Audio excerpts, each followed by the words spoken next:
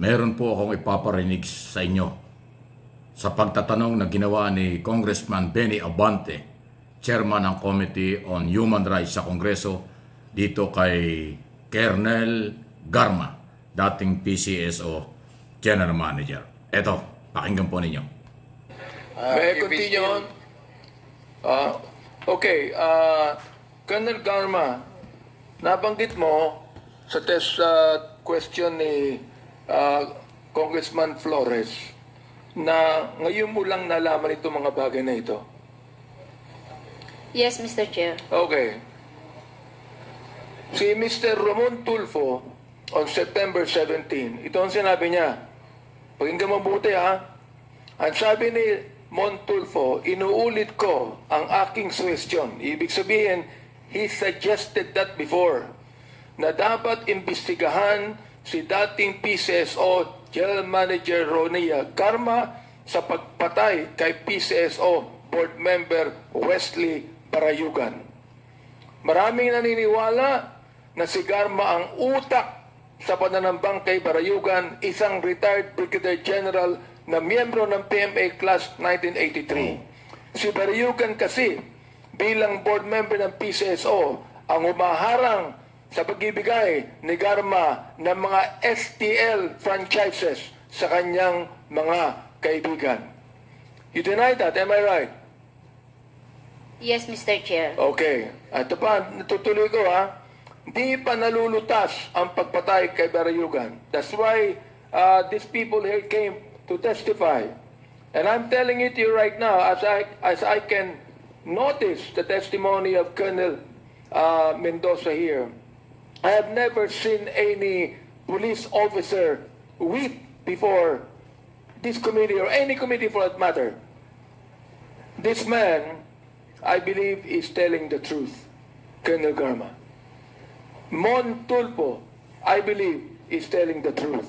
Now, tutuloy ko ha, may news blackout noon sa assassination ni Barayugan dahil alam ng mga investigador, ito ha, na si Garma at Pangulong Digong ay magsyota. Totoo o hindi?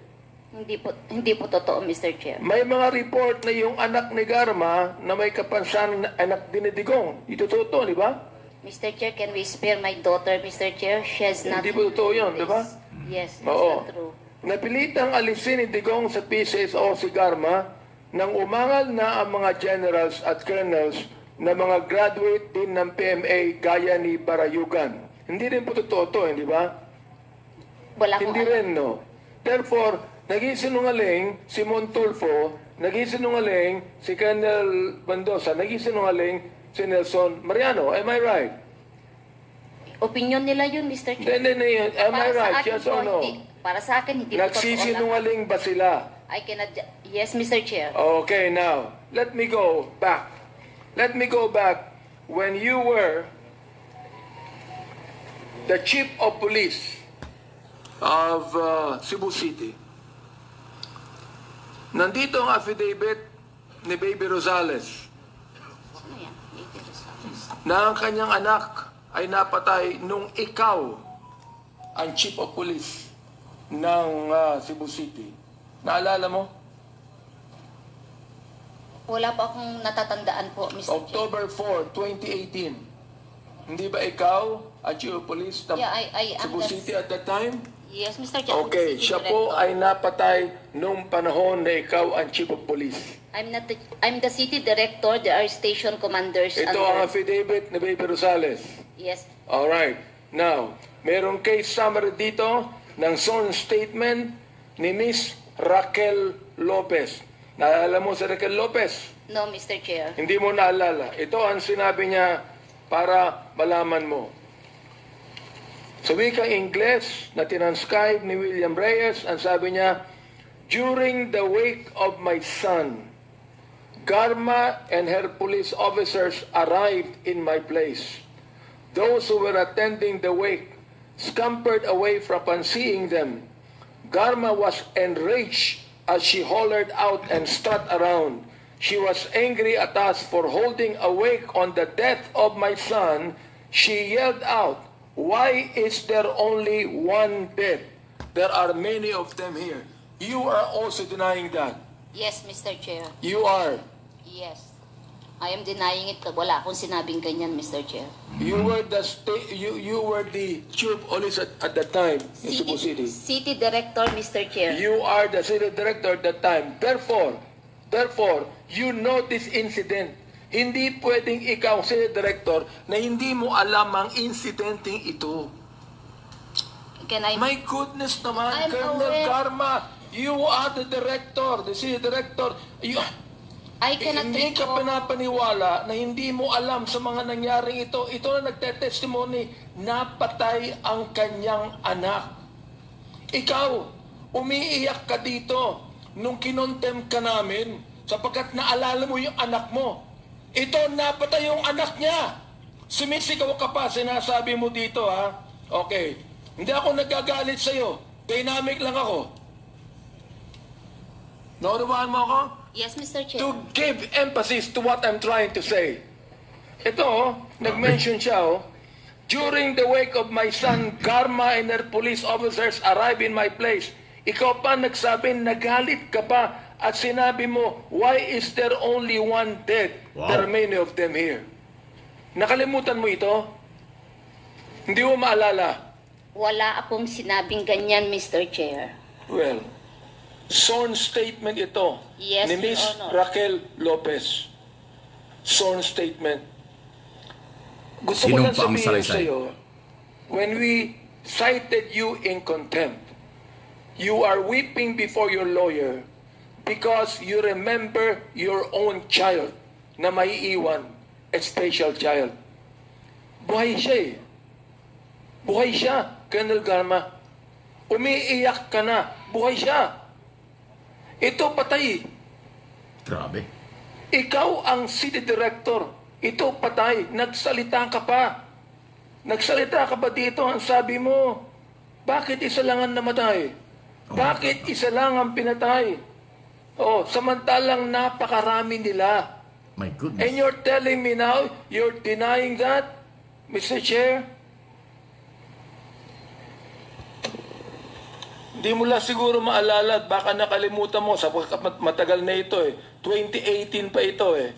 Baka nakalimutan mo, ipinapaalala ko lamang sa iyo, you're under oath here, and we are trying to pass legislation so that this will not happen again.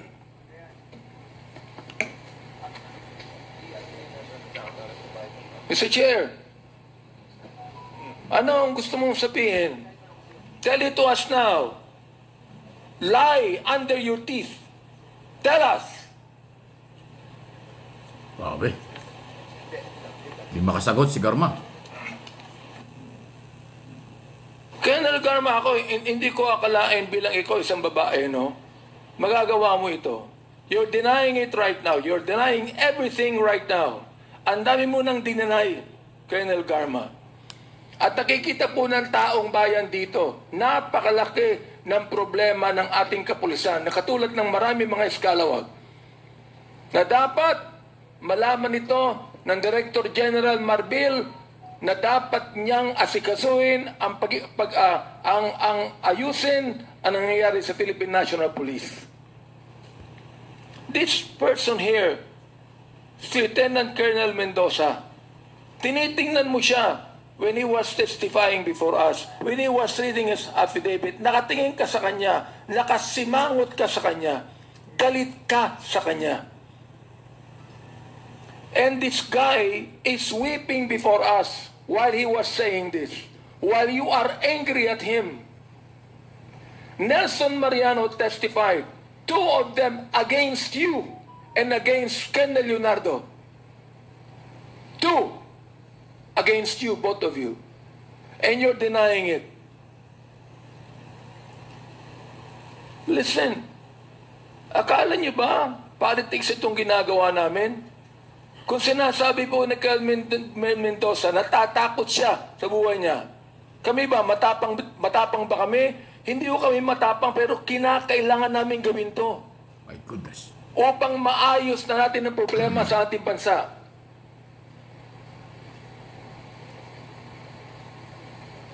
Hindi ba gusto mo rin ayusin, Colonel Garma? Yes, Mr. Chair. Gusto mo yung ayusin, Colonel Leonardo? So, antindi. Ano ha? Ano ang inyong masasabi dyan? Kayo na po ang magpasya. Pinarinig ko sa inyo. Mataas ang boses ni Congressman Benny Abante ng Maynila, Chairman ng Committee on Human Rights. Kasi may dokumento, may sinumpaang salaysay, ang kanyang mga tinatanong, ang kanyang pinagbabasihan. Pinagharap-harap na po yung mga nag-aakusa laban kay Leonardo, Colonel Leonardo at Colonel Garma. Pero dinidinay pa rin.